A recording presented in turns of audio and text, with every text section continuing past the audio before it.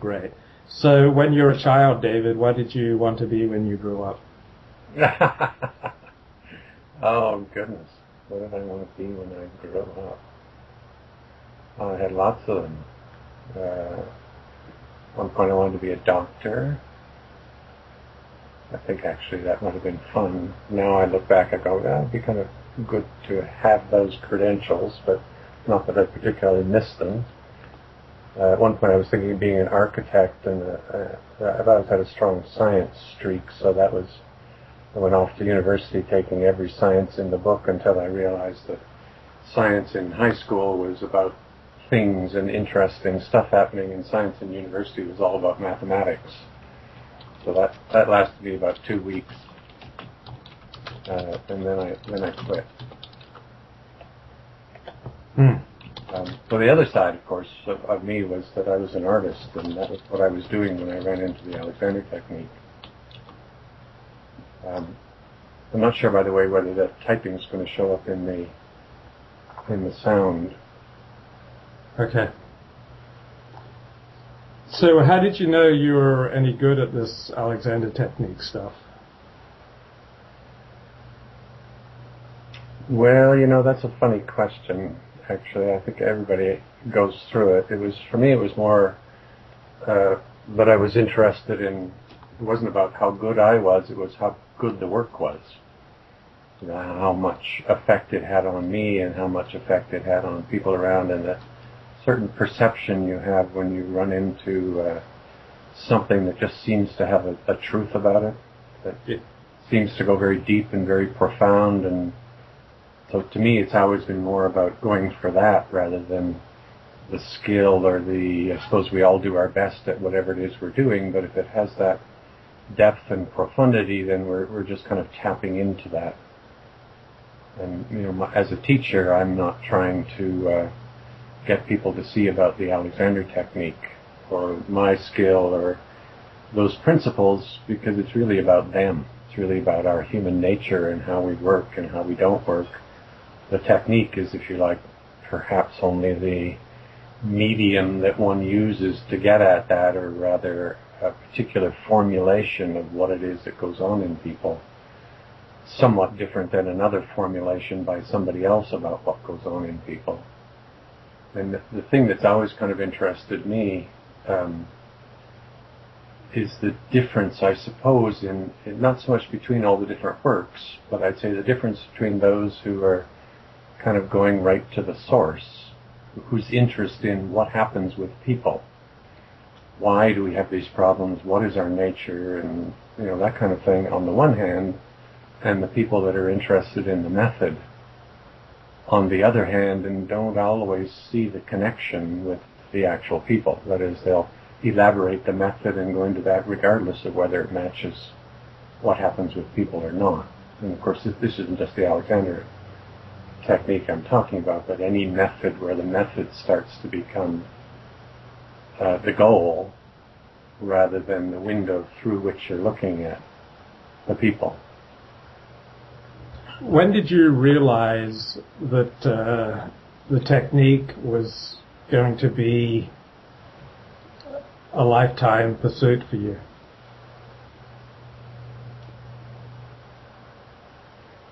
I don't think I've ever realized that. In fact, I wouldn't even say that now, but because again, I think it goes back to the biggest realization was when I kind of recognized that direction for me, which happened in the beginning to be embodied with the Alexander technique, that direction of interest in what really goes on for people, as opposed to before in my own psyche with my art or in other sorts of things. But when I really began to be interested in what happens with people, initially myself, where were my problems, what was going on there, and tapping into really recognizing, because I see that I think the central thing with the Alexander technique, at least for me, and I recognize this is not how a lot of people view it, but is that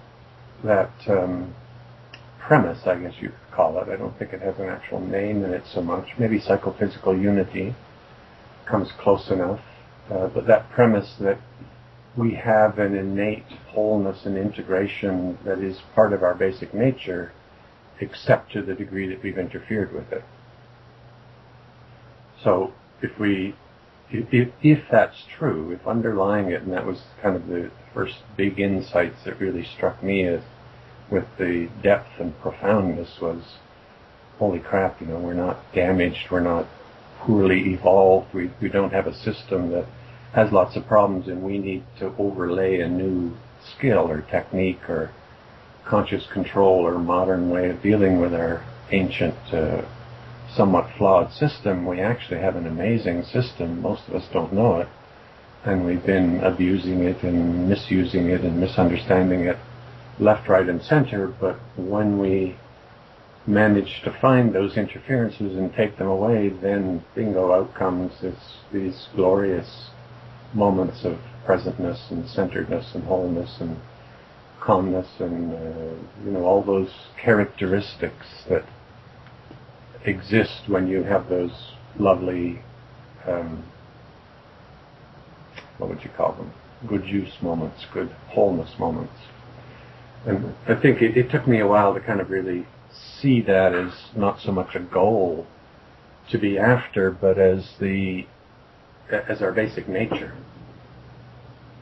I think it originally came up for me more as a question, do we really have that? Is that a result of the Alexander technique or the hands-on, or is that actually what it means to say, oh, that's good use?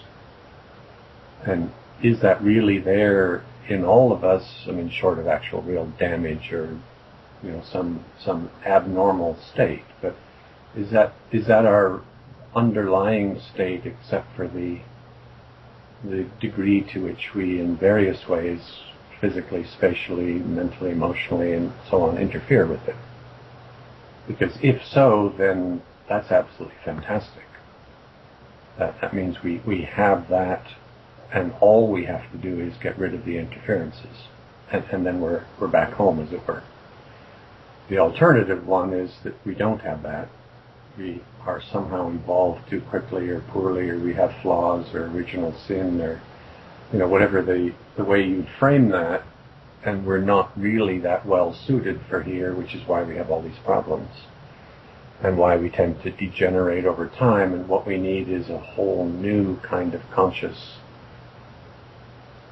functioning that we need to bring in to keep ourselves on track, but we're probably going to have to keep doing that for the rest of our lives, or we'll go off track again. How has the Alexander technique affected the way you related with other people?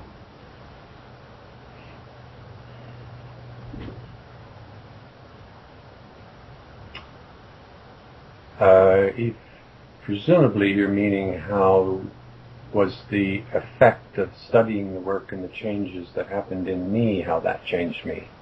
Is that more? Yeah, within the context of relating to other people. Well, I suppose, and probably most everybody could say this to some degree, is it brought me back to myself. So I felt more centered, more me. It was part of a discovery of me, I guess, taking off all the things that I was doing to cope and to try and kind of be okay physically in the moment, in posture, in all kinds of other stuff. As that fell away and I just went, okay, this is just me, then everything gets a lot easier in terms of interaction. I think the other thing that happens probably a lot with anybody getting into any kind of sort of conscious work where they're looking at themselves and looking at change for the better, is you're tending to be hanging around with people that are doing the same. So, in a sense, you're meeting the nicest people, the ones who are looking at themselves, who are wanting to change and who are wanting to help other people. So you're actually meeting different people. When did you start your teacher training in the technique? I started having lessons in 1972 with the only teacher in Canada.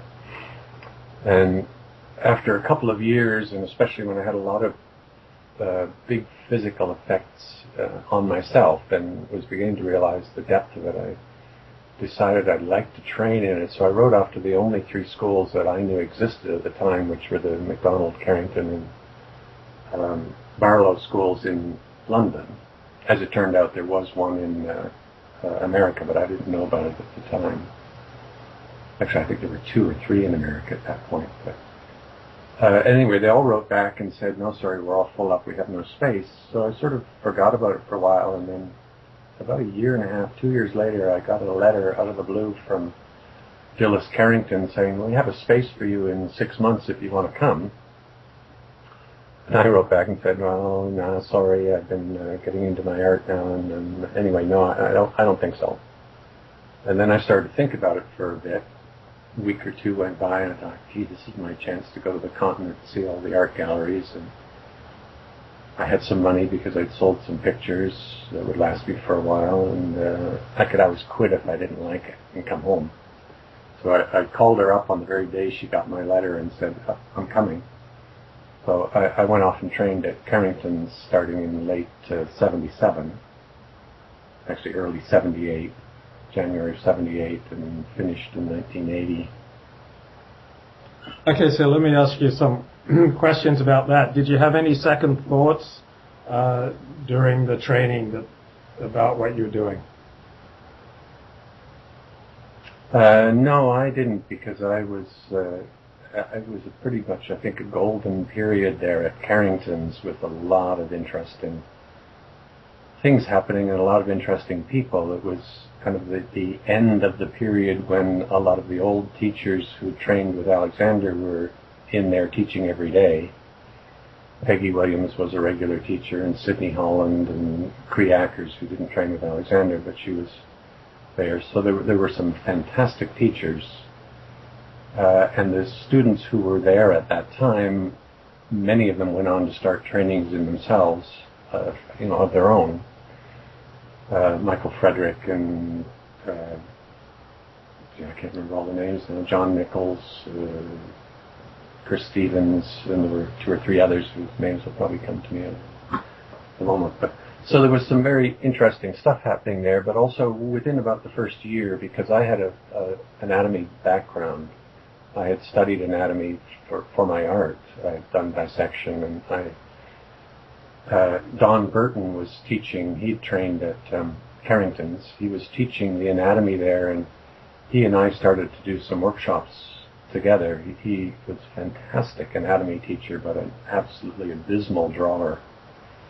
And even I, who knew a lot, couldn't figure out his drawings, so I offered to do the drawings for him if he'd do all the talking. And so we started to do workshops together for Alexander teachers and on the training course. And then he left when I was near the end of my first year. He left to start his own training course.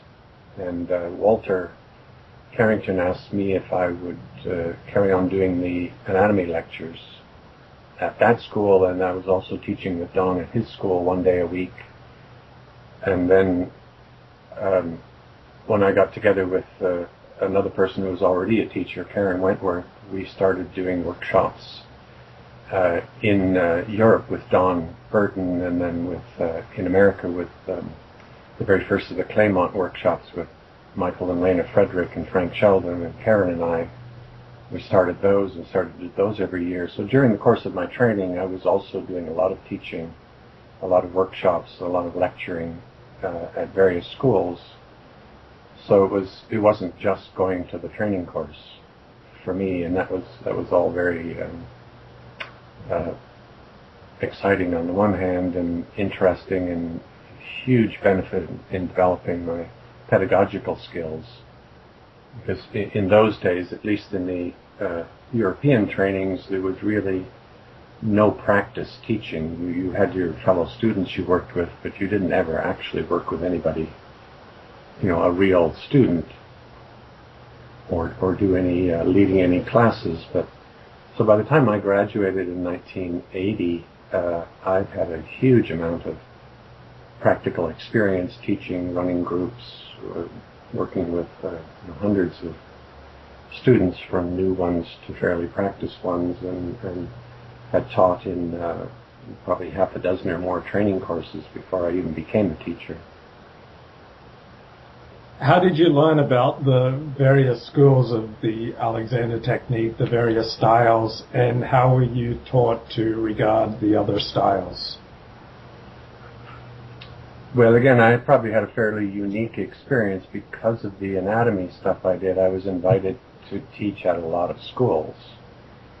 So I had a sort of inside view of them that a lot of people who came from one style, if you like, probably would not have had. I've done teaching in Misha Magadoff's school and several others, and of course Don Burton's and Carrington's, and the Haar's school down in Devon, plus ACAT and Frank Ottewell's school, and quite a lot of them. So I had a chance to see lots of different ways of working, and I would say probably the biggest thing that struck me once I'd done that was that on the one hand, the differences weren't that great. That is, you had a lot of very talented and very dedicated teachers who were very different. In other words, I was able to get past that barrier that says my way is the good way and all those other people, there's something wrong with them. Because if I could see some of the brilliance and good teaching of the other, whichever approach it was. But on the other hand, what I could also see was all these differences, and of course you automatically have an outside point of view when you come into a different style. You get to see things with kind of new eyes, and you get to see the good stuff they have, but you also get to see the stuff that doesn't work, that sometimes they don't even know doesn't work. And of course you get a perspective. I got a perspective after a while on the way that I trained, and began to see some of the areas that were limiting in the way that I was trained. So it was kind of eye-opening in that sense. I have to say, personally, my experience from all these different ways was quite open and welcoming for the most part, at least before I got into any politics. That people were quite open, but I could also see that there was a lot of prejudice, if you like. So how friendly were the various schools and the various styles, or did people stick to, say, the Patrick McDonald crowd or the Walter crowd or the Barlow crowd? Well, I think in those days, we're talking the early 80s, late 70s, early 80s, they were fairly insular, and there was a lot of tendency of negative innuendo, let's say, between the various schools. But on the other hand, because it was really starting to boom, a lot of the schools had almost closed during the 60s. It was a very dry period, but things blew open. There was a lot of interest in alternative things, and so the Alexander technique took off in the 70s and 80s in terms of the interest and the number of people wanting to train. So a lot of the students who came in to train had been around and worked with different teachers, and they wanted to meet each other and get together a bit, even if their heads of training didn't always share the same point of view. So there were some somewhat clandestine meetings, and others not quite so clandestine, but there was not, and probably in some ways still is not, a huge amount of mixing, which I think is rather unfortunate. I mean, I think probably the biggest unfortunate thing with this work is there's never really been an attempt to say, let's all get together and look at how we see the work and how what we think it's all about, and really look at what works and what doesn't, and refine it.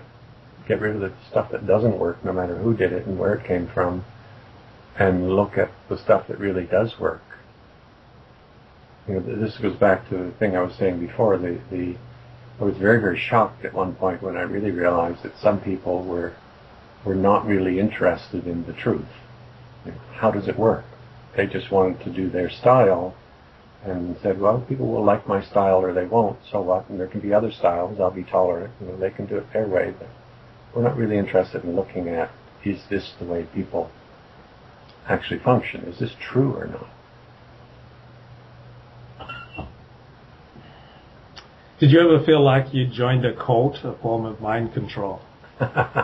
No. It's definitely not mind control, although I think there are certain pedagogical differences in the teaching that can tend to make it rather indoctrinating, put it that way. That is, the main pedagogy is the students are learning how the master thinks rather than learning how to think for themselves. But that may or may not be changing in some areas. I think in general, when you look back in the history of things, there wasn't a lot of emphasis put on the pedagogy. The emphasis was on the premises. And you just taught it. Who cares how you did it? You just taught it. And some people may have been good teachers and some not, but they weren't really looking at how they were teaching. And does that particular format work well? Does this particular format work well? If you tell people things, do they learn better than if you get them exploring and discovering things? It was a very big eye-opener for me when I ran into some teachers, not Alexander teachers, but other people, particularly Bob Abramson, who was a fantastic Dalcroze eurythmics teacher and composition music teacher at Juilliard and Manhattan School of Music.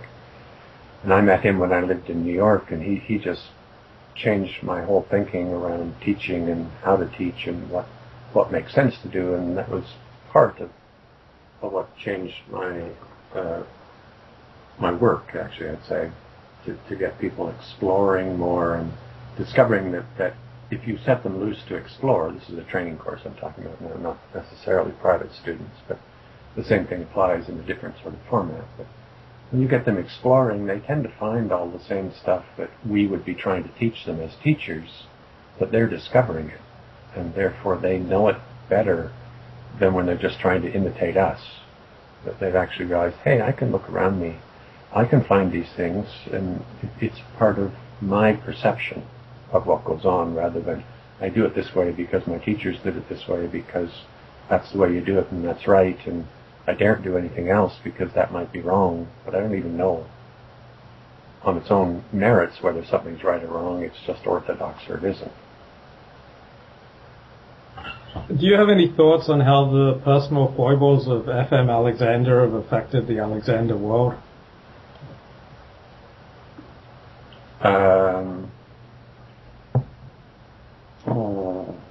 Well, see, I didn't know Alexander, so it's a little harder to connect the person you see in front of you. It's a little easier to connect the person you see in front of you with the work and what comes out of it when you actually have experienced the person. So I have some ideas from people that I've talked to and spent time with who did know him, Buzz Gummery and various people who trained with him in that first group. But I have a clearer sense of how the work was affected by the personalities, which includes the good side and the foibles of the teachers who were teaching it, who I actually saw, who I knew personally and saw in action. And then you can see very clearly that the teachers, in that generation in particular, those teachers' personalities became the style. That McDonald style is Mr. McDonald. That Carrington style is all about Carrington, at least from that period when he was the dominant force on the training course. That changed at a certain point. Well, let me just bounce a couple of things off you. It strikes me that insecurity is one of the dominant traits of F.M. Alexander the man, and that this has been inherited by the profession. Do you have any thoughts on that, or I could elaborate if you wish? Well, I would certainly not have put the word insecure on Alexander himself. So perhaps you want to fill me in on where you. Okay, so for instance, come to that. He was tremendously reluctant for any kind of scientific evaluation of his claims. So on the one hand, when you read his books, he's so eager, like almost pathetically eager for doctors and scientists to endorse what he's doing. But on the other hand, he was not secure enough to ever submit his work for a scientific investigation or to organize any kind of scientific investigation of his claims. And this has been carried on by almost all the major teachers of the Alexander technique. They have not been eager for an outside scientific, and I'm simply using scientific in the sense of following truth wherever it leads, investigation of the claims of the technique. Well, I'm not sure I would agree with you at all about that second part. I think there's a huge number of teachers now who are eager for any kind of scientific validation that they can find, and it is actually starting to happen in various ways. As far as Alexander, again, you see, I'm at a disadvantage here. I didn't know him or talk to him about that, so I only have secondhand information, largely through the training where I spent more of my time and these kind of questions came up. I didn't know McDonald or Barlow personally enough to ever ask questions like that. But I remember Walter just basically saying he wasn't anti-scientific. In fact, he was quite happy to have the support of people. He just didn't want the work to be put to the kind of mechanistic science of that day that he thought it would probably mean if people did it. I think it's probably a very different sort of science, as witnessed the kind of studies that have been done recently for the surgeons or from that British medical journal study. Those are very different sorts of medical studies than I think would ever have been done back in the early part of the 1900s. So on the other hand, see, what my main sense of it from first-hand stuff is that Alexander was the very opposite of insecure. He was, as Buzz Gumry put it once, had the most elephantine ego of anybody he'd ever met. And he had a absolute certainty about the work and the value of it. He was pretty choosy about where he would bring that out, or I guess presumably who he would interface with it. But again, I'm kind of reluctant to go into things about people that I don't know personally, because a great deal of it we fill in from a distance without any first-hand knowledge. So do you see F.M. Alexander, the man, playing a similar role in the teaching of Alexander technique today as, say, Pilates does in Pilates work, or Moshe Feldenkrais in Feldenkrais work? Or is there something unique in a kind of a cult of personality that we have going on in Alexander technique? No, my experience in every work that I've seen a bit from the inside, I haven't done any other works, but I've done a lot of teaching it in training groups, Feldenkrais trainings, chiropractic trainings, osteopathy trainings, and so on. And I see it happening everywhere. There are those who think that the founder was perfect and everything the founder said is true and must be true and must be kept up, and they're threatened by anything outside it. And equally, there are those who get past that to begin to see ways they can evolve the work and change it. And on the opposite extreme, there are those who want to drag in anything and take it anywhere without really any regard for how and whether it fits in with the principles of the work they started from. So I don't really see the Alexander technique as being any different in terms of the people and the professional side of it. I think there are some very big differences, at least depending on how you interpret the work. How you see the work, there are some very big differences in the Alexander technique as an approach, as a way of seeing ourselves, as an understanding of ourselves, than in almost any of the other kind of works in a somewhat similar territory. Often get lumped under body work, or helping people change, or whatever you want to call it. But again, I think that depends very much on how you interpret the Alexander technique. There are some strands of the work out there, quite a lot in fact, that I would think are really not much different from a sort of body work, hands-on body work that are attempting to bring about a different state in people,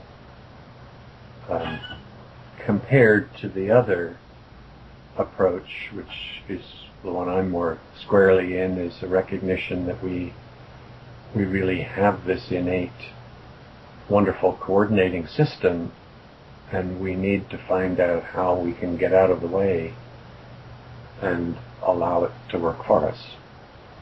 Which means we're taking things away from what we're doing. We're not learning, we're not trying to change a bad experience into a good one. We're asking ourselves, now, why on earth would I be having this bad experience in the first place? There seems to be a much bigger role for diagnosis in learning methods than in traditional Alexander technique. Is that accurate? Well, yes, to some degree. I mean, the framework is often different. I think the thing that can tend to limit, and of course, as soon as we start to speak about the Alexander technique, are we speaking about a thing? Are we speaking about what Alexander did? Are we speaking about a thing of which there is an actual definition, or are we simply speaking about that part of it that we know about, and there may be other people who think of it so differently? It's kind of helpful at least to know which one we're talking about at different times. But I would say there's let me put it this way, one of the big changes that happened for me was when I saw that premise that Alexander had, that first chapter of his book where he talks about having really recognized that he was finding these things he was doing that he was doing unconsciously and he didn't know. And so he then had to make them conscious and inhibit them and direct and da-da-da-da. And I think that basic premise still sits under a vast proportion of the Alexander work, is that the teacher is the one who has the knowledge and the information, who can look at the pupil, put their hands on the pupil, and, if you like, diagnose these misuses that often the pupil isn't even aware of, and then help them get aware of them either by showing them or by facilitating a change that throws that prior state into contrast. In other words, that we have these unconscious habit patterns we need to become aware of, but I think that just isn't true. I mean, that really is missing a huge part, is that no one is going around tensing themselves or pulling their head back. Though it is very clear when you look at some people in some movements, they are tense and their heads are pulling back, but they are not doing it. And that was one of the big insights for me when I really recognized I'd been kind of assuming there was this kind of black box of habit, that people were doing these things and it was my job to bring that to awareness and help them not do it, inhibit it, and as opposed to really recognize, okay, so here's a physical coordination happening which is not very good. There's a lot of tension, there's a lot of strain, they just want to stand up and their legs tightened, their back arched, their head pulled back. There's a lot of forces in that are not good, but they weren't doing it. The question for me originally was, they're not doing that. They don't even know it's happening. I would have to point it out and show them in the mirror. So this really came out of, crystallized for me on one particular lesson when I had somebody and I asked him to stand up, and I said to him at the end, I said, well, did you realize you pulled your head back when you stood up? He said, no, I didn't. And I said, well, I can show you in the mirror. And he said, well, I'm sure you can show me in the mirror. I mean, I'm sure I did it, but I'm sure it happened, but I didn't do it. And it just really, really struck me. All of a sudden it came together, and I thought, he's absolutely right. He didn't do it, but it happened. He wasn't questioning in the slightest whether it happened, but he was quite adamant he didn't do it. And that's when I realized, now I would normally get very busy here convincing him he did do it, but unconsciously. And it's those kind of habits that are giving him the problem, and he's now responsible for finding them with my help and coming out of those. But instead I suddenly recognized, geez, he's right, he didn't do it. But if it happened and he didn't do it, what was he doing when it happened? Because maybe that's relevant. And I actually realized I hadn't got a clue what people were up to when these so-called misuses were happening.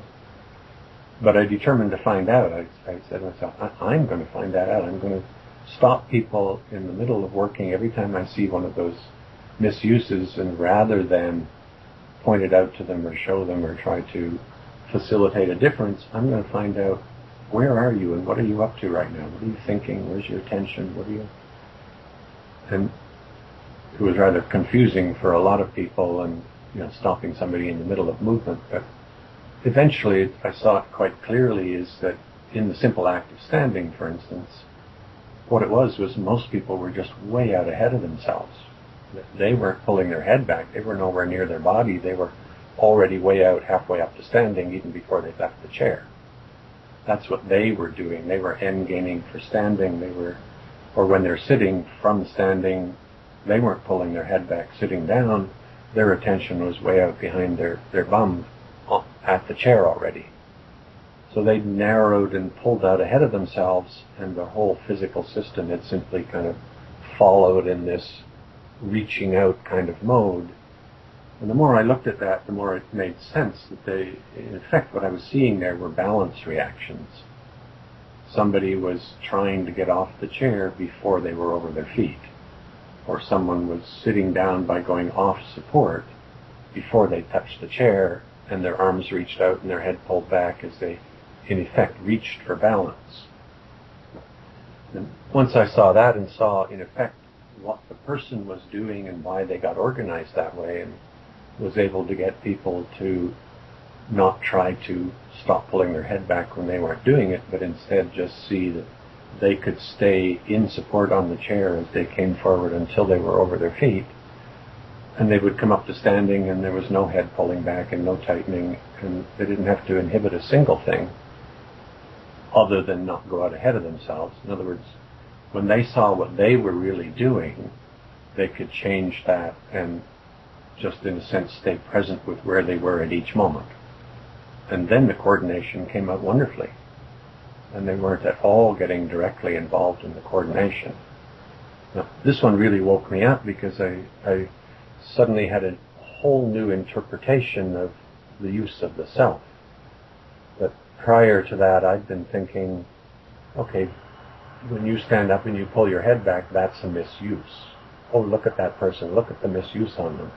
But what we're talking about is we're talking about somebody's physical functioning, heads pulling back, shoulders raised, tightening, but we're not talking about the self at all, the person. But as soon as we look at it this way and we go, now what's the person up to? Here's a person who's rushing, trying to get his work done, trying to get more done than he can get done during the day, and he's getting tenser and tenser and more stressed. Then the functioning is the tension and stress. That's how your coordinating system coordinates you trying to do more than you can do. But the misuse is that the person doesn't realize that you can't do more than you can do in the time available, and if you try to do it because you think you should, you'll simply end up with a coordination of rushing, which is tension and stress. So it really differentiated the use of the self by finding out, well, what is the person up to here? So, yeah, go ahead. Well, just I'd say the last part of this, in a sense, is that it completely changed the teaching role. No longer was I the expert who could look at the person or put my hands on and feel where they had these misuses that I was going to have to get them aware of. In other words, I'm the leader. I'm the one with the knowledge. And they're the ones that are going to be learning the way I see it, to see themselves the way I see them, learning all this new jargon and new things to do. Suddenly it turned around and they're the expert, because I have no idea where they are and what they're up to and what they're thinking. I can see the misuses. I know there's probably something unconstructive going on, but I don't know what it is, because they're the only person who knows where am I, what am I up to, what am I thinking, what am I feeling, how am I reacting. And so it became more of a process of helping them explore their own experience and make sense out of it. So here you've got these symptoms. Here you are, you're at work. It became even less about what goes on in the teaching room and more what goes on out there in the world. Here you are at work, you're starting to feel yourself tense. Instead of trying to get rid of the tension, if you could stop and ask yourself, now what have I been up to that this is the coordination of?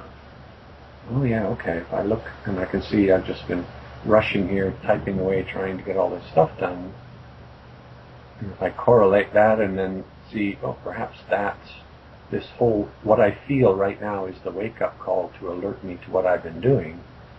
If I slow down and just take the time it takes to do what I do, will my whole functioning change? And of course it does. The person eases up, frees up, comes more into the present, but they haven't had to change their physical system one little bit. They haven't had to release their shoulders or free their neck or do anything. They simply changed what they were up to that was causing that poor coordination, if you like, but it's a perfect coordination of what they were up to. And so they're learning more about, okay, when I do this, when my use of myself, the way I go about things is like this is what it feels like to be doing that. And they get literally to be able to use their system as a guide to alert them to look closely at how they're meeting their life and what they're doing. And so they learn how they function.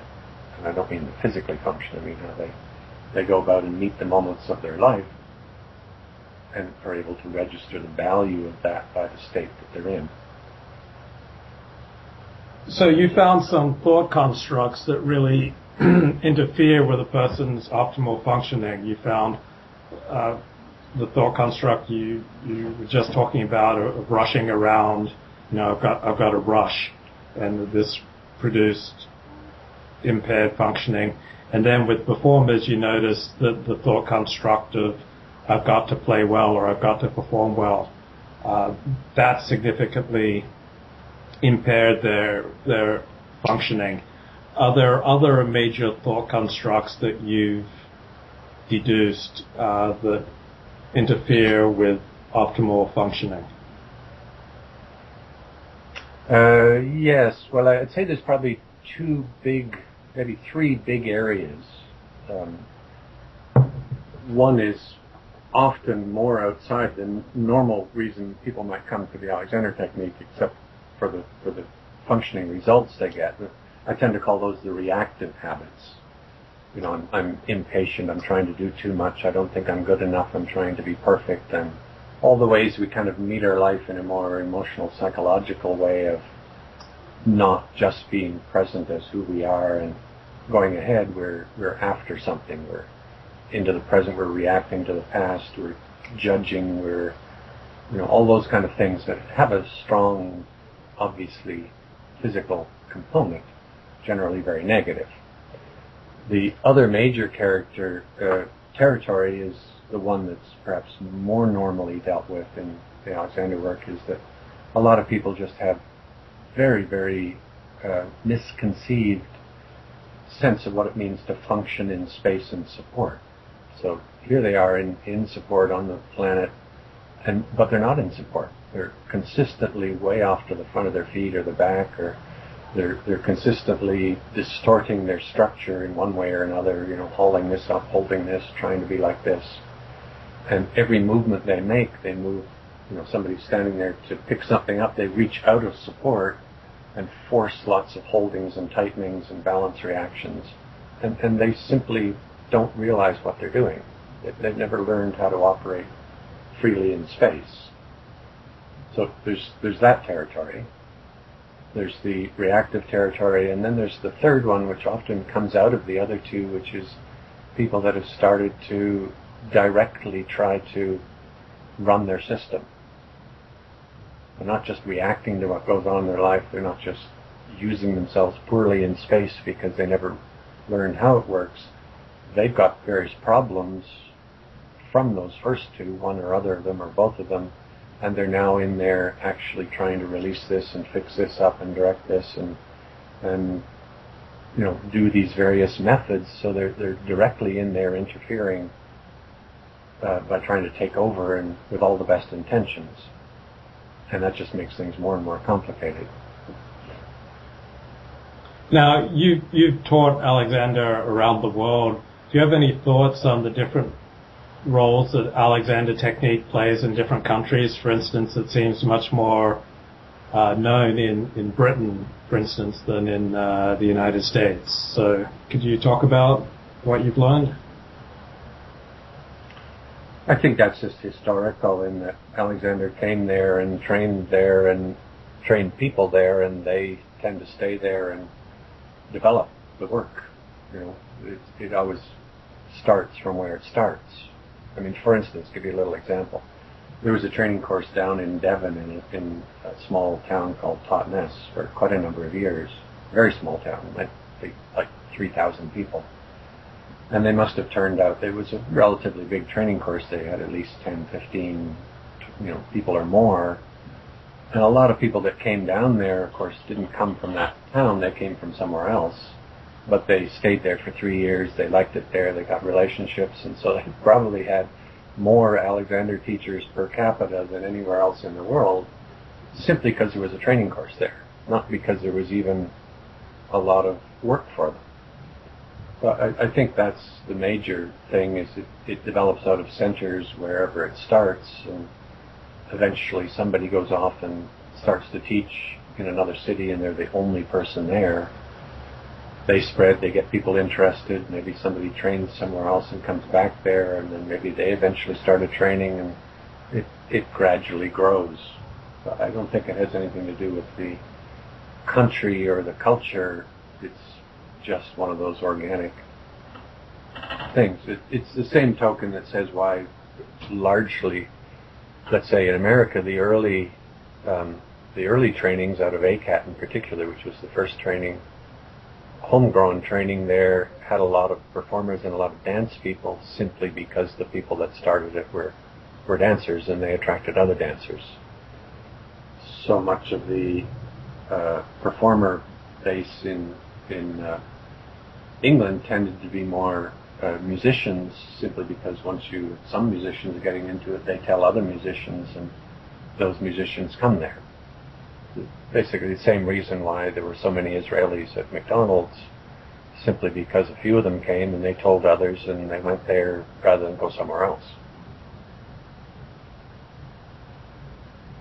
Yeah, I've often been curious why Patrick McDonald style swept Israel and why there are more Alexander teachers per capita in Israel than anywhere else. Well, and I suspect, of course, there's probably a certain sympathy of personality styles there too, in a certain way. But I think it's also just where it starts from.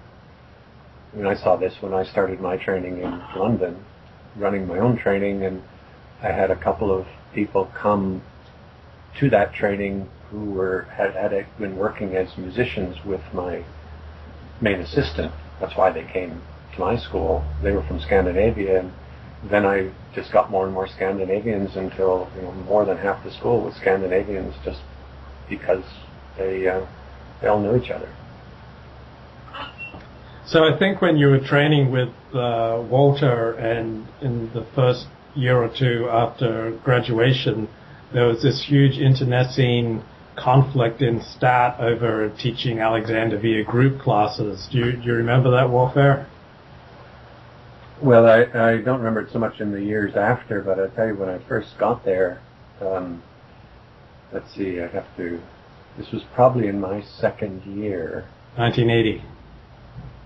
No, my second year of training, so it would have been late 78 or early 79. It was just after Don Burton and Karen Wentworth and I and a number of other people had started to do some workshops. Ken Thompson, who was a yoga teacher and before he came to train with Alexander, he's one of the people that started trainings after too. We were doing residential workshops and weekend workshops and week-long workshops out in the country, and amongst other things, offering, yoga, people who wanted to do yoga before the workshop started, Alexander and so on, things that made sense. People were going to apply this to these things anyway. And I found them absolutely fascinating. It was such a great way to work. You get people away from their normal life, and they're exposed to this work day after day after day. But anyway, what happened after we'd done maybe 5 or 6 of these things is suddenly Wilfred Barlow called a special general meeting of STAT to want to bounce these teachers out because they were I can't remember the exact terms, but basically because they were doing these group classes and teaching other things than Alexander. But interestingly, of course, he'd never bothered to call any of the teachers doing it to find out what we actually did or how we actually did it. But so here was this huge special general meeting to censure all these various teachers, held at his place in their big basement flat near Royal Albert Hall. And all these speeches by various people, including Barlow and John Gray, and lots of innuendo about what was going on. And, that was when it finally came out what actually happened. And I remember at one point Walter stood up and said, well, we all trained with Alexander and we're all doing things very differently and we all found our ways of doing it, and I think we should just let people, they're all good people. We should let them find their way and make their experiments, and they too will. And I was going, okay, that's my guy, I'm training with him. Anyway, the upshot was the whole thing was actually, I think, quite a big embarrassment for the people that brought it when it really came out that it wasn't. What was really happening on those workshops was not at all what they thought was happening. But they hadn't bothered to find out, talk about prejudice and jumping to conclusions. So it basically all got voted down, and that was the last anything was heard formally. So you had every reason to be prepared for a hostile reaction to your own innovations on the work, or could you possibly be prepared for the hostile reactions that you received, on the Alex Tech, I think, email list when you started coming out with your developments on the technique? Yeah, that was actually quite a bit after I'd come out on a lot of it. I'd already finished. I had already ended my training course and had moved out of the UK by the time I decided to engage with that thing that just exploded on the list there. But no, I don't think anybody's prepared for it. I think, at that particular point, this is years before when I was running the training and I was finding quite a few new things, and I was seeing it as a real advancement of the work. And I would have been very, very happy to have been a contributor in some way to the evolution of the Alexander technique. In fact, in many ways, as I was saying before, I thought I was going more to the heart of it by really recognizing when we're talking about the use of the self, this is really the self. This is what the person is up to, not what their body is up to that they don't even know about. So we're getting these words much more literal and clear, and when we're speaking about non-doing, we're really meaning that. We're really meaning coming up, putting hands on it, not being after anything at all, not trying to change yourself or direct yourself, and not trying to change or direct the other person, just completely being in the moment and allowing those responses to affect each other. So I'd have been very happy to have been able to contribute towards that. And interesting, of course, the ones who did come and did spend time in my training or on workshops found a huge amount of value, and there wasn't a single complaint from any of them. The complaints, and this is always true, and it's exactly what happened in the special meeting of STAT I was just telling you about that Barlow called, is that the ones who didn't know, who'd heard things and jumped to conclusions, who were, in fact, what's that phrase Alexander uses there? Ignorance and prejudice. They were ignorant of what was really happening, but they were prejudiced against it even though they didn't know what it was. And they were the ones who reacted. So it was all rather, it just so happened at a certain point some of them had a bit of power, so they ended up making a lot of trouble, which is unfortunate. But how do the British teachers regard their American counterparts? Well, you're asking that question in the present tense, so I don't really think I can answer for British teachers at this point. When I was there, from the point I trained, what are we talking, 80 and 30 some years ago, up to the point I left the UK in 97 when I finished my training course, I'd say there was a shift from a general sense that they didn't know what they were doing and they weren't well trained because they didn't train in stat, to more and more of the British teachers who had been, let's say, to the congresses or had done workshops with teachers that came over. I brought quite a few of them over to work in my training. Tommy Thompson and Bruce Furtman and David Mills and a whole bunch of them, Barbara Conable, that they began to see, well, these people actually have a lot to offer too, and so that all tended to dissipate. But in the beginning, most of them thought there was no particular value. They weren't properly trained. They were all working in groups. And again, they were extremely ignorant of what was really going on. When I went and started to teach in the States, I was very pleasantly surprised as I met people having heard that attitude to go, hey, there's some really great teachers here. That was a lot of the spur for me when I was starting NASTAT, which is now AMSAT, to go, this is crazy to have all this separation. We should be getting together here and recognizing everybody who's good. The point is not to keep out the people that aren't good. The point is to get everybody who is good in. I see differences between the American and the British approach to Alexander technique in that it seems in Americans are very pragmatic, does it work? While in Britain there seems to be much more of a stress on lineage, like, did you train with someone who trained with F.M. Alexander? How close are you to the great man himself? And so it seems to me that your learning methods comes out of that kind of pragmatic American bottom line attitude of does it work? Well, I don't know. I think it's easy to stereotype things, but when you get to know enough teachers, you can see any of those attitudes in both places for sure. So I would hesitate to put anything in like that. I think we can speak of it as a range of attitudes, but whether it's localized the way you're saying, that doesn't really make sense to me. I think by far the bigger force that's at work here is simply the ways that people trained in the respective countries. For instance, you have quite a lineage, if you like, or a style in America and Canada to some degree of people that came out of the way of working from Marjorie Barstow. Yeah. And to some degree from the connection she had with Frank Pierce Jones and A.R. Alexander, who was a very, very different teacher than F.M. And so that's quite a different way of seeing the work than the people, I'm just speaking about American ones now, the ones that say came out of the ACAT lineage, which again started off kind of as it were on its own, out of Lully Westphalt and then coming back from the training along with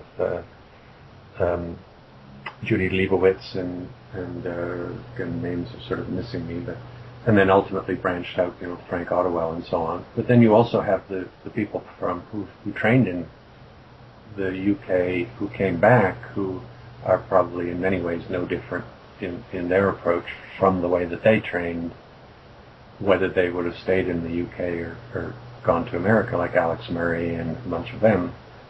So, and those are very different styles. I think one of the bigger kind of interesting things when you go back to the personalities seems to me a bit between, let's say, the Alexander brothers, was that Alexander had problems. He had problems when he was a kid with his breathing, and he had problems with his voice, and so he tended to have a framework on solving problems. Whereas A.R. never had any particular problems. He seemed to have been happy and healthy and generally speaking pretty okay in his use and his functioning, at least until he had that fall from the horse many years later. So his emphasis in his work was not on solving problems, it was on your thinking and your, the way you meet the moment differently, as witnessed by the work that came out with Marjorie Barstow and Frank Pierce-Jones and the people that were, Buzz Gumry and people that worked more with AR than with FM. Do you think the Alexander technique could ever be as popular as yoga? Well, it's a very different sort of thing. I think that's sort of like saying, do you think horse racing could ever be as popular as soccer? They're not at all in the same territory to me. It's very unlikely, I think, that you'd have Alexander ever turning into something where you can just have a drop-in class and go in with 20 people and go through a set of postures that don't need any particular individual.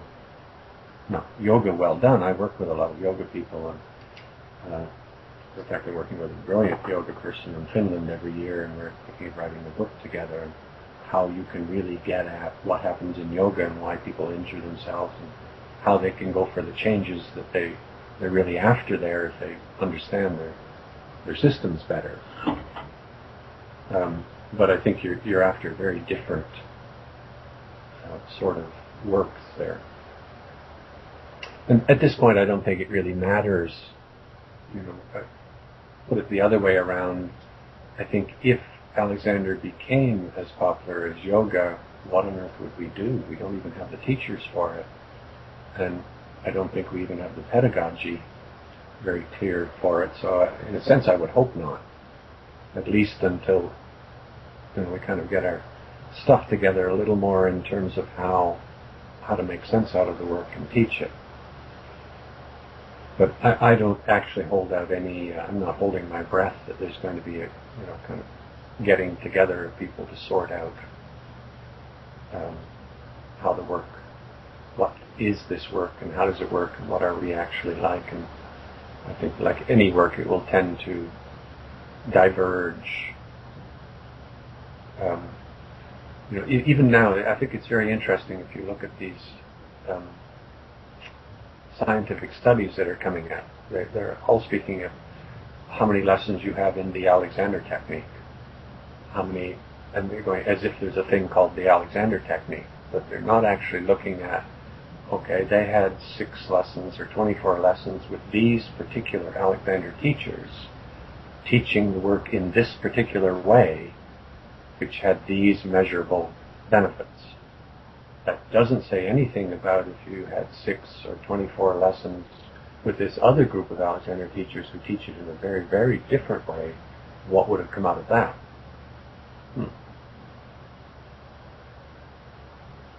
So how popular do you think this Alexander thing can be? I have no idea. It's in a sense, you see, I don't think it's up to us either, because, let me put it around, kind of coming at it from the other angle. There's no shortage of people with problems looking for solutions. And there seems to be more and more all the time. So, in that sense, the market, if you want to put it that way, is huge and growing. On the other hand, there's even more other methods out there competing now than there were in the 60s and 70s and 80s when I started the work.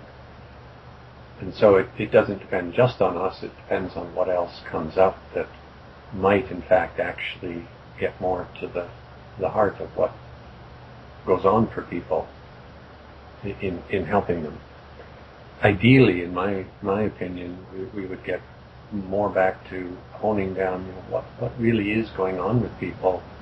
How do we get this across to people, and primarily how do we get it so that young kids learn how they function in the world, and I don't just mean physically and movement and bending, but how they meet all these things that so many people end up meeting with misunderstandings and reaction. If they could learn that in school instead of all the kings of England or the presidents of the United States or something that you can get on the internet in 2 seconds if you ever need it in the future, then, we'd be in a whole different world. And I'm not even saying that's the Alexander technique. We're learning about ourselves.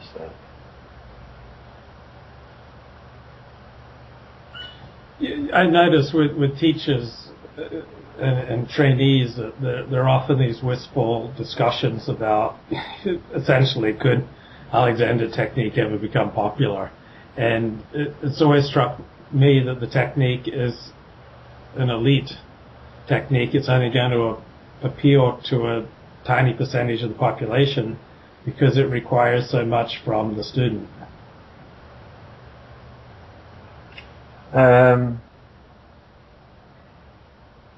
Well, I think in a certain sense you're right. It's elite in two different ways. One is that because it's basically private and most people have to pay for it, as opposed to having it covered, then it's too expensive for most people. So it's elite in that sense, even if teachers do offer reductions as and when they can. But I think a lot of that is also the pedagogy too, because a huge amount, as I've understood more and more clearly, where do the problems come from? A lot of them are not very hard to change. Let's contrast two different ways of approaching it. For instance, if we're looking at somebody who has a physical problem of back, let's say back problem, lower back or hip problem or something, you're coming for lessons, and let's say the average kind of lesson is the teacher putting hands on and guiding somebody through movement, but the student doesn't have any idea really, why they're having the problem in the first place, and they're having a different experience at the hands of the teacher, but they don't really know how they got there, and they're ending up at best having to do this kind of thinking about and directing and freeing in themselves, and that is going to take anybody lesson after lesson after lesson for months and possibly years, and even then a lot of people say they still don't quite get it. They still can't do it on their own. So they come for lessons for years. If you contrast that with helping somebody really understand, why they're having that pain because of the way they're moving, and to, let's say, even just as simply as show them what it means to stay in support and go about it in kind of a step-by-step kind of way that literally gets them back in touch so they can feel what they're doing. You can have them able to stand up and move and bend in 1 or 2 lessons in a way that would take 60, 70, 80% of the strain off their system, and they can already integrate that in their life. And so it's not nearly as big a thing because it's not all mystified for them by this idea that they've got these unconscious things. In effect, you're no longer trying to get them to run their body. You're helping them actually make sense out of the experiences they're having. Why is this full of effort when I stand up? Well, because you're trying to stand up before you're over your feet, or because you're reaching out ahead of yourself, and the further you reach out ahead, the more the muscles have to tighten to support you, until you feel like it's a lot of strain to reach any further. So don't reach. It's a lot simpler than I think a lot of people think. So a lot of those changes, especially some of those chronic ones where people are in what they think of as a stressful job, and they don't realize that there's no such thing as a stressful job. There's an attitude they have towards that job which is stressing them. In fact, often people are in a job, in a company, and they have other people around them that aren't stressed by it at all. And they don't put 2 and 2 together and go, it can't be a stressful job if this other person isn't stressed. But they don't think to ask the other person how they see the job to figure out why they're not getting stressed by it. Because they're not used to looking at their own thinking and going, now, what am I up to and how do I see this? Instead, they just go, oh, I'm all stressed and tense. How do I get rid of that? And they will often go to any number of different body works, but at Alexander too, and the upshot is they won't have changed a single thing about how they meet the job. They'll just have gotten very good at getting rid of the tension whenever they feel it. But they'll still have it.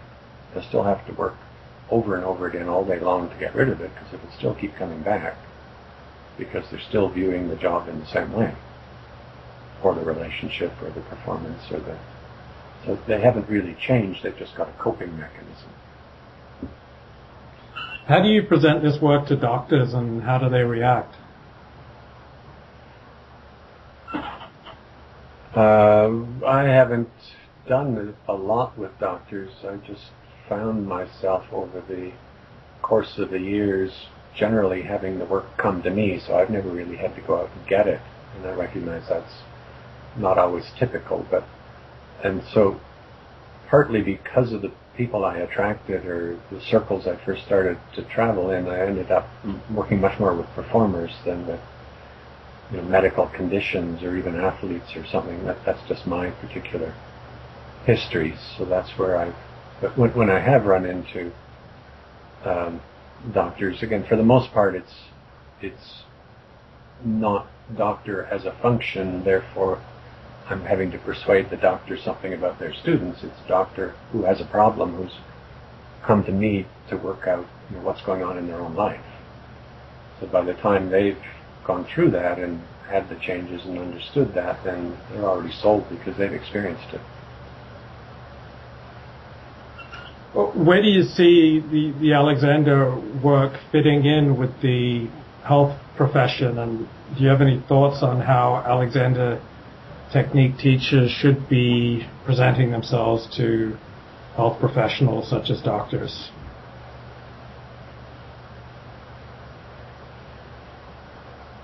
Well, again, Luke, that's kind of a hard one to answer, because you'd have to ask which sort of Alexander teachers are we talking about here. Are we talking about ones who do a thing they call the Alexander technique, and when they go to present to doctors, their goal is to have the doctor think the Alexander technique that they do is pretty good, and they're going to refer people to them? Is that the goal? In which case, they're marketing. That's a different thing than, let's say, someone who's saying, hey, here's a lot of problems people have, problems that they bring to doctors, problems that they bring to me. I think I have a certain handle on why these problems are happening, and I know that doctors just don't even see that side of it. Somebody with the back pain goes into the doctor, slumps down in the chair and says, Doc, I got this bad back, and the doctor goes, well, we'll have to order some x-rays and see what's going on, instead of going, I'm not surprised, look at the way you're sitting, look at the way you probably move. But, most doctors have no concept whatsoever of anything about how someone uses themselves and how that can lead to problems. So, for that matter, or physiotherapists, and consequently, if one was going and saying, okay, I see the kind of people you're dealing with, how can we, are you interested in looking a bit at what goes on here and seeing if there's a better way for you to do that? That's what I often end up doing. I'll just give you an example. I was invited to come and teach for a couple of weeks to a group of doctors and physiotherapists from rehabilitative clinics at hospitals and so on in Taiwan a 3 or 4 years ago. And they were all doctors and all physiotherapists who worked mostly in hospitals, some in private, or in outpatient clinics. And as I was going through material, I began to realize that that they actually were unaware of this whole relatively recent, it's not like it's the last couple of years, but the last 10 or 15 years of knowledge about how the muscles can change their subtype from the red slow twitch, from the white fast twitch fatiguing fibers to the red slow twitch kind of non-fatiguing fibers, which has huge relevance for us in our Alexander work, but also for anybody who's helping people with anything to do with posture and rehabilitation. So they're mostly dealing with people that have been injured and are in hospitals and then are getting back up on their feet and have lost a lot of muscle mass. But what they were doing, of course, with all their exercises that they give people is training them in exactly the ways that will build the wrong kind of muscle.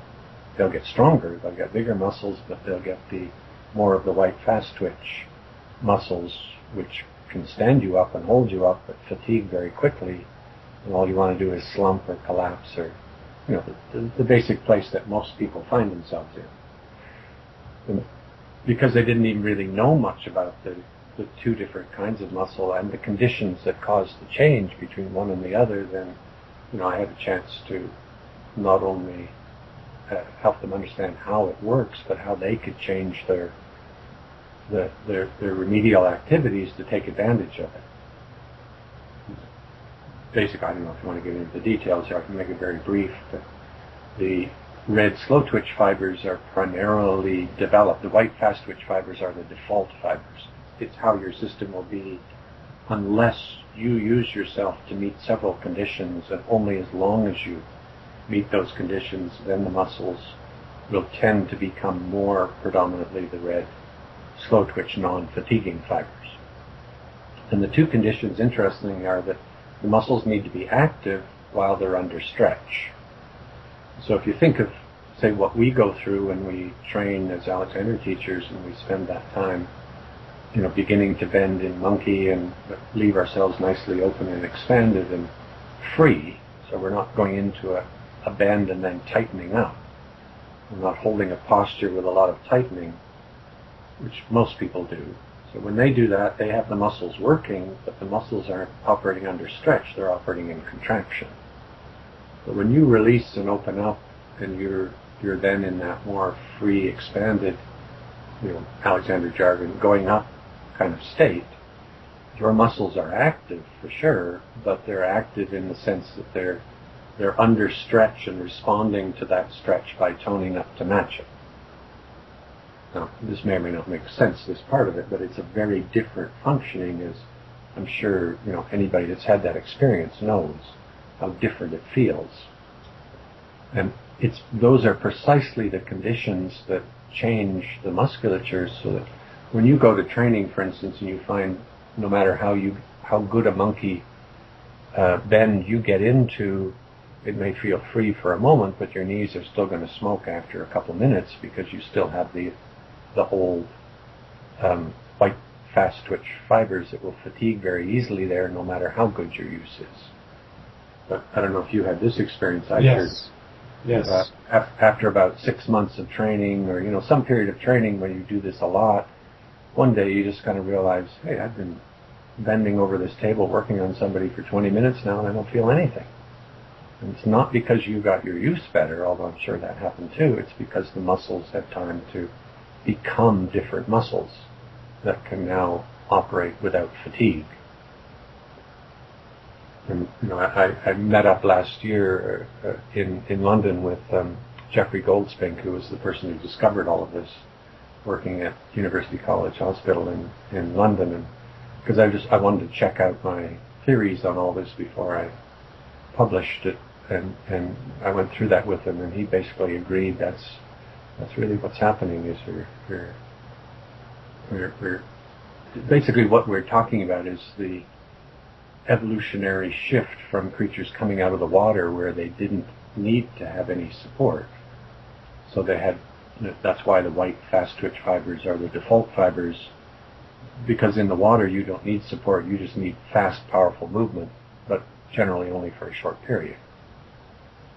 When we came out on land, we suddenly had to support ourselves in an ongoing way, and that's when the evolutionary change, genetic change came in that allowed the fibers to switch. And so the postural muscles, the ones that are being pulled into stretch by the instability of the parts, beautifully enough can just, when you open yourself up to gravity and let that into you, those muscles are operating that way, and they will change into, given a bit of time, they will change into exactly the kind of muscles that let you maintain that open and free use without any fatigue whatsoever. And how did the Taiwanese doctors react to what you presented? Well, they loved it. It opened up a lot of possibilities for them. So I kept in touch with some of them for a while afterwards, and a couple of things happened. Some of them were actually able to integrate a lot of this into their practice, but they were also running into the same thing many medical people do, is they're up against a huge time pressure. They see people maybe 15 minutes. They have this expensive equipment there that are and all the people working in it, so the people that are rehabilitated, they're coming in to spend time in the clinic, very short time with the doctors, and then go and work on these machines, supervised, but working with a lot of them. Each person who's supervising is working with a lot of people. So that their recognition was that this would probably be a very good thing to bring in, but we'd have to change everything around, and the bureaucracy in the institution just isn't set up for it. And so it didn't go very far, but some of them said, we're finding ways to use it. In fact, interesting enough, most of them found a lot more ways to use it personally, in terms of their own activities and their own understanding. But this is one of the reasons I think if we truly look at what we're doing, what the implications of what we're doing are, and then go, do we just want to go to the doctor so that we'll get more referrals? Or do we want to go and actually have the way that people who have the problems get dealt with? Then you run smack up against, of course, the huge momentum of the machine that you're interacting with. So that's another story we can leave for someone else another day. Okay, I got a question. Do you have any thoughts on the relationship between debauched kinesthesia and a debauched life? For instance, I've had students who lead a party life, coke and hookers, and I've noticed changes in their life as they make changes in their debauched kinesthesia. Do you have any thoughts? Well, I suspect that's as much the changes they have in their whole relationship with themselves in the moment that they're in terms of being reactive or not. I think probably the term that Alexander came to after a while from his more Victorian debauched kinesthesia, the unreliable sensory appreciation, is probably much better, and even is probably better, is inaccurate sensory appreciation. And he says very clearly somewhere, I wish I could find the quote, I'm sure it's around, it's something more or less to the effect that until you have reliable sensory appreciation, you haven't got a hope of having good use.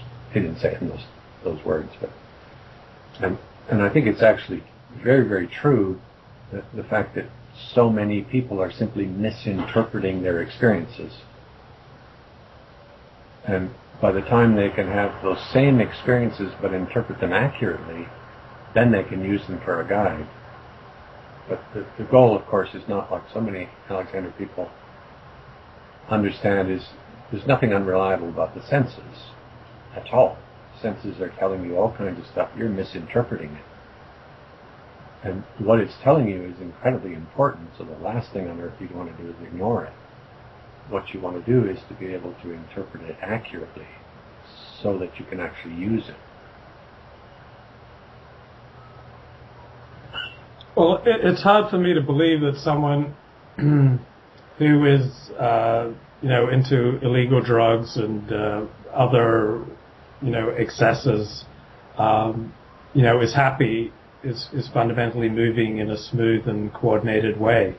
It seems to me that there is a profound connection between the person's use of themselves and the type of life that they live. Well, there might be for a lot of people, especially if what they're doing is to an extreme that's actually, giving them negative consequences. But I think again we have two ways of always meeting the moment with it. As a teacher, one is, here's what I see and what I think you should do, even if you don't see it. And the other one is, well, you're the one living your life. You're out there living your life. What have you noticed that's come up for you that you don't like? What wake-up calls have happened for you that we could use and explore and begin to make sense out of, so it's coming from you out of your own experience.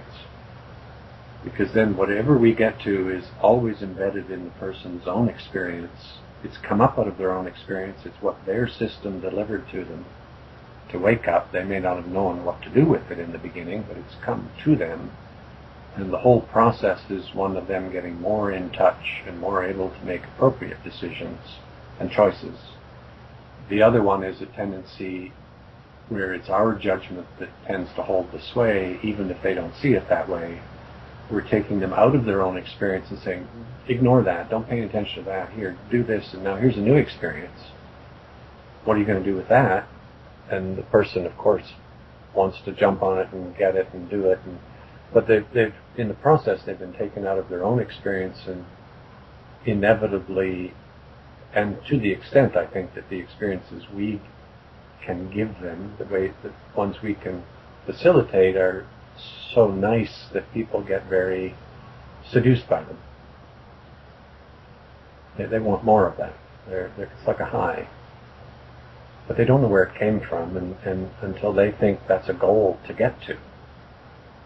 Instead of, I go back to that thing I said earlier, instead of realizing, well, if I'm having some negative experiences from whatever I'm doing in my life, whether it's my conflicts in relationship or my drugs that I'm doing or my, whatever, it doesn't really matter what it is, but if I'm having some negative consequences, then the job at hand is not how can I make that nice. The job at hand is, can I understand why that's happening?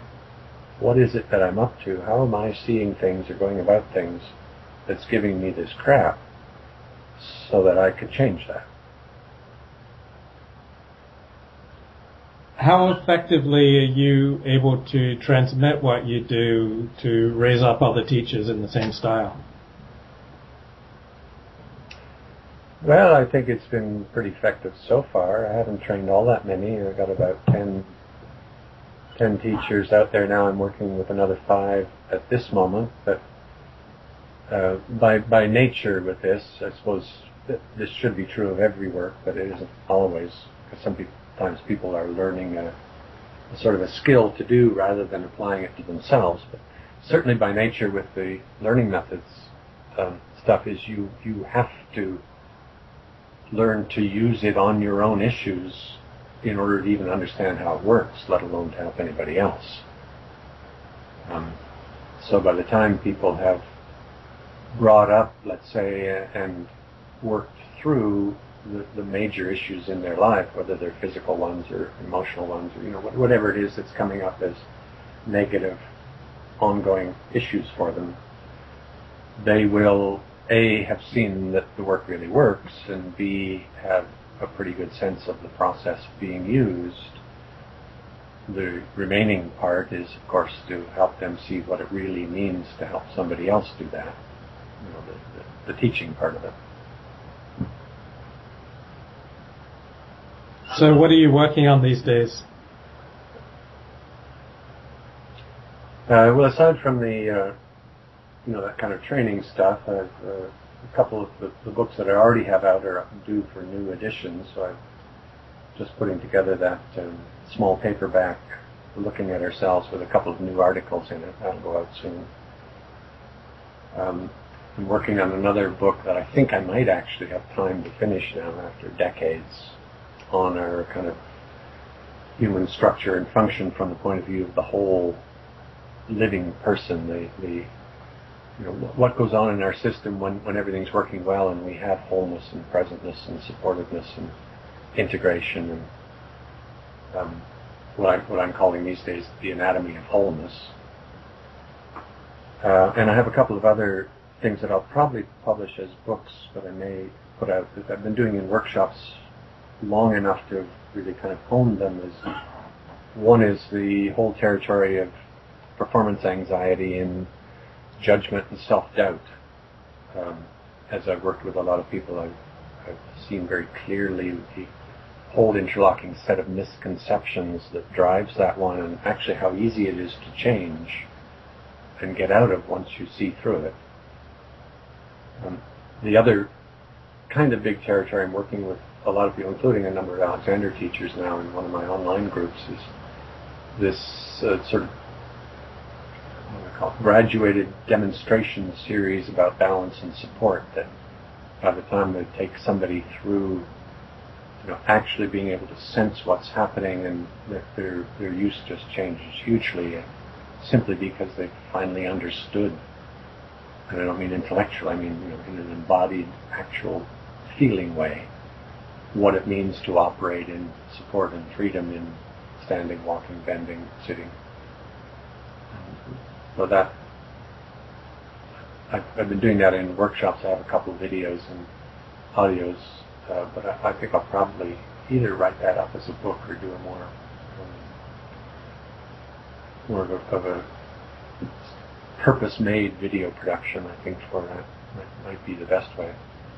But what I've been doing recently, I got off the road. I was traveling for decades and decades all over the place, and I just decided I had enough of that. And there were lots of people that wanted to work with me, but they were scattered all over the place. So the technology has finally reached the level where we can do a huge amount of this stuff online. So I've been playing around with the online groups where we meet every week with a live video conference call where we can all see each other and we can go through. And it's actually surprisingly effective. I have a number of groups going, one of which is my training group, another is a group of Alexander teachers, and so I'll probably keep doing that for a while too. So, how effective is teaching learning methods by phone or video? For the most part, it's very effective. It's by nature of the approach much easier to do that way than the usual Alexander work, where you tend to need somebody there physically and your hands on them.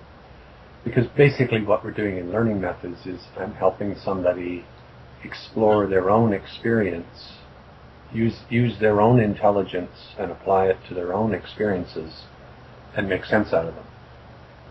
So that's largely a verbal thing, because we're not really talking most of the time about what's happening right now. We're talking about what's happening at the moments when the problems happen. And sometimes we're talking about actual activities of the moment, let's say with a performance, but then we can easily do that over the phone too, or with the video. Could you share a story of some breakthrough that's come about over the phone or via video? Well, they're not much different for the most part than what happens in an in-person workshop, because we're really doing the same thing. Somebody brings up an issue and we start to explore what could be going on there. How do you find out what happened? Usually you're looking around the moment of the symptom to see what might have been going on. I'm not sure if I can think right at the moment of a specific one. I'll tell you actually an interesting sort of category of them. This that kind of floored me a little bit, because I never even considered the possibility of this, but I've had a number of people who had some chronic pain come up. There was one in particular where it really coalesced, and it was the second or third one that had happened, but I began to really realize how common this was. This woman had a car accident, and she had a lot of pain in her neck, so knee and my neck. And she'd been to chiropractors, she'd been to everybody, and this was like 18 months later. And I'm kind of going, it should have been healed by now, so why wouldn't it be healed? And we're normally in learning methods, we're looking for, why do you have this problem? So we're looking at all the different things that might have been happening to keep it happening. Obviously it came from the car accident, but why it was still there that long later. And all we could kind of see that was going on that might be in any way related was that she was having a lot of treatments for it. She'd been to some chiropractor that had developed this device to stretch her head to try and reverse the curve of her neck, and she gave that up because it was excruciatingly painful. But she was getting lots of treatments of various sorts, and she was constantly kind of monitoring her neck and doing little fiddling stuff to try and get it comfortable.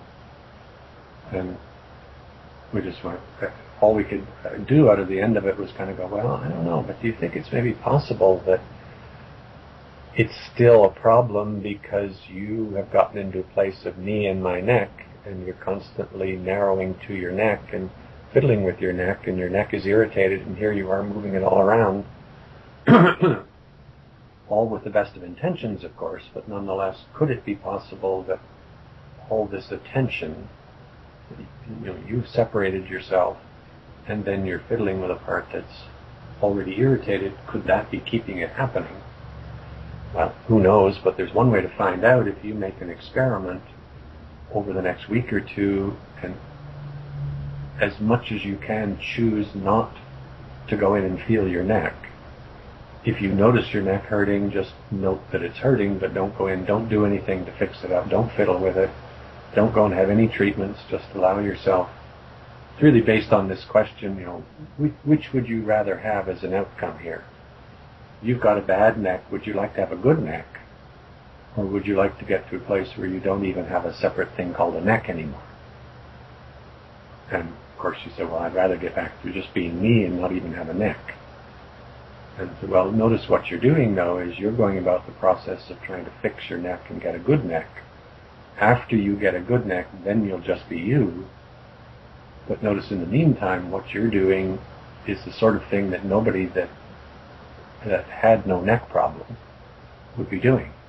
If somebody had no neck problem, they wouldn't be paying any attention to their neck. They wouldn't even have a neck. They'd just be them. So, well, what if you, in other words, what your experiment is to go about living your life as if you didn't have a neck. And even if you feel something, just don't react and get caught in it. Just go back to your wholeness, the way you would be operating if you didn't have any problem. And sure enough, by the end of the workshop, I think, okay, do this for a number of weeks. Several days later, she said, and I just don't have much pain anymore, and after a few weeks it was just gone. And I've seen this over and over again where people are in themselves paying attention, me and my back, me and my shoulder problem. They're separating themselves and maintaining that separateness while they do good things, release their shoulder, try and do this for their back directly. They take their back off to somebody for treatments. And they're keeping a separation, and then they're going, I want to be whole, but I'm not being whole. I'm being in parts. And they've got the whole thing backwards. They go, I've got this body. If I get the body in shape, then I'll move in and occupy it. Instead of going, who's the boss here? Why don't you live the way you want and let your system organize to you? And I've seen this over and over in many cases where people that had problems, when you can't identify an actual cause, because sometimes there is very definitely a cause and they need to stop that. But some of these chronic things, they're there just because they're being paid attention to and fiddled with. And they literally disappear within a week or two when you stop that. In what directions have you found your work developing over the past few years?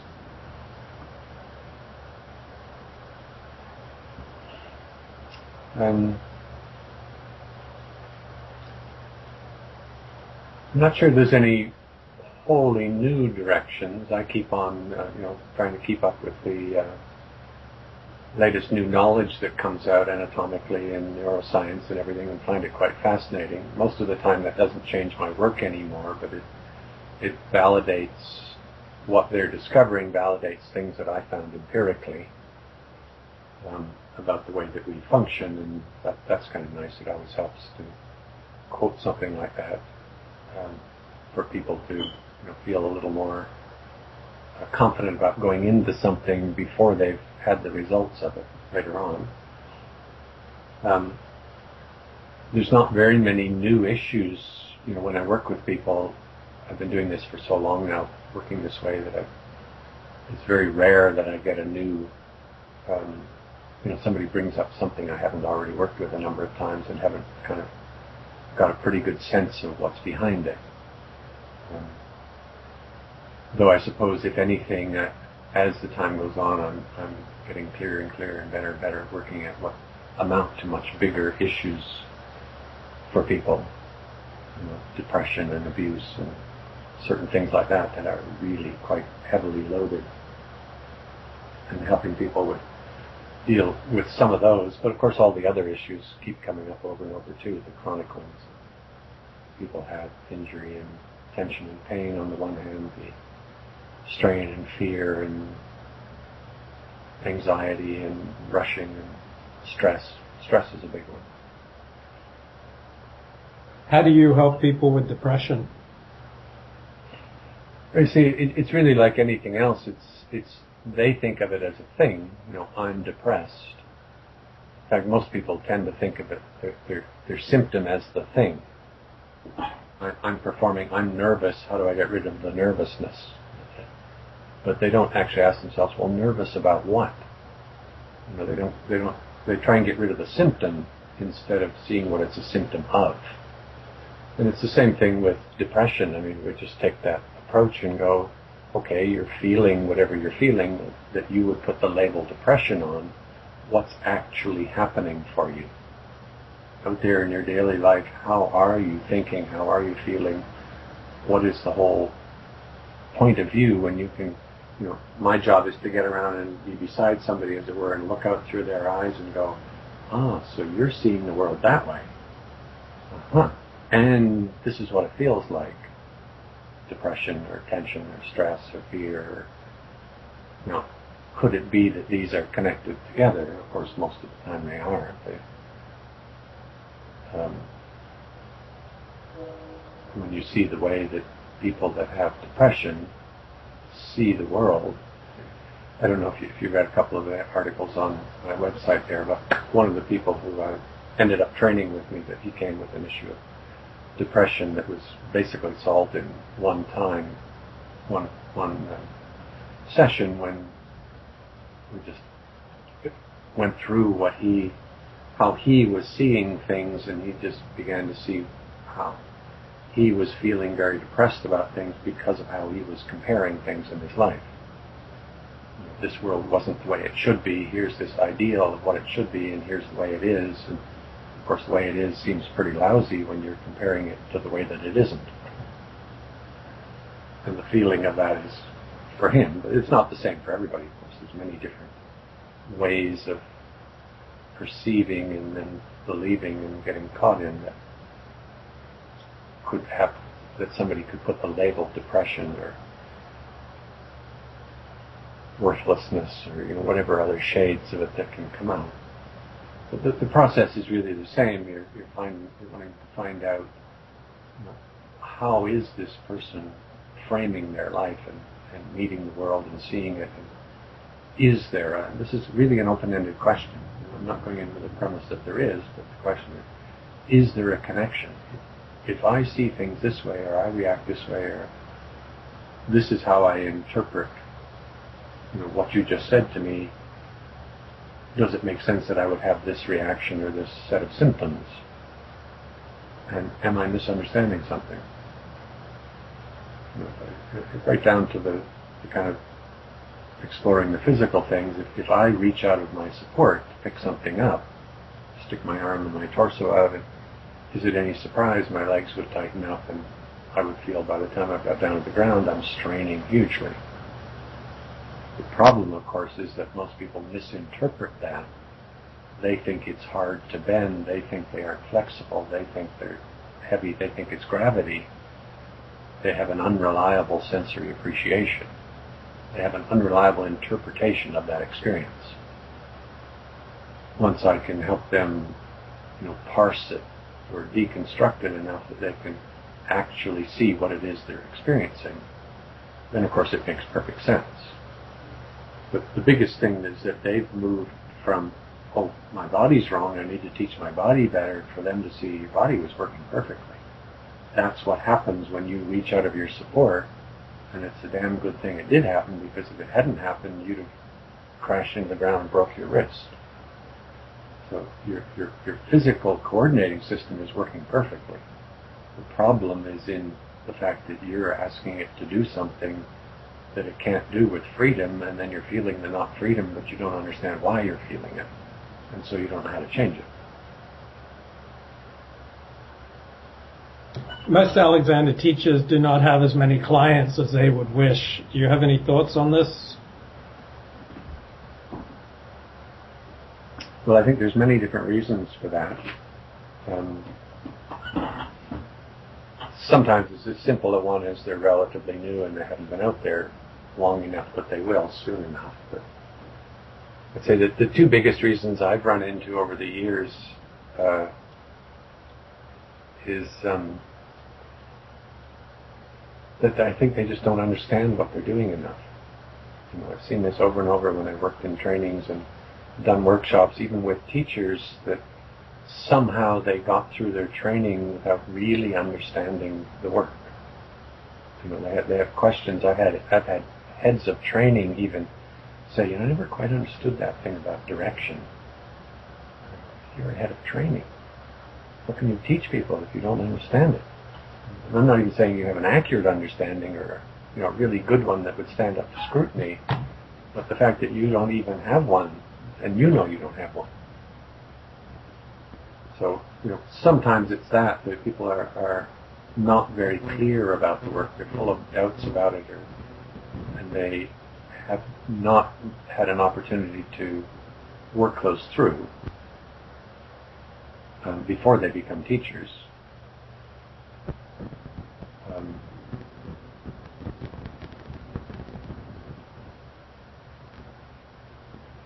Just trying to think what the other... Quite a bit of static suddenly coming up there. I can hear you clearly. You don't hear the static in the background? No. So you said there are two main reasons. One is that teachers don't understand what they're doing. Trying to think of the other one. Well, let me put it a bit differently. I think rather than me say what I think it might be, the interesting thing that I've always found, this is where I came up with, even what I just said before, is if you find somebody that feels that, ask them. And what I hear is they'll tell me, I just cannot sell this stuff.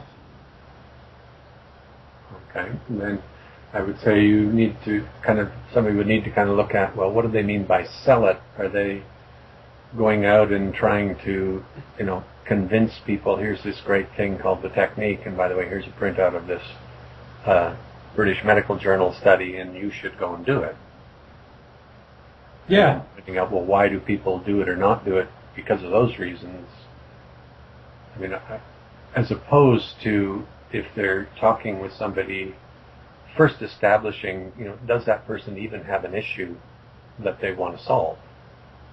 And if so, what is it? A bit of curiosity. What is it?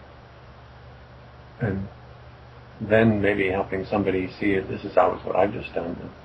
I've never been after particularly trying to sell it, but if there's somebody that's got a problem and we start chatting about it, and I can help them maybe see another side of that problem they hadn't thought of, and see if they're interested in playing around with it. And sometimes they are, and sometimes they're not. If they are, of course, we can set something up, and if they're not, well, that's okay.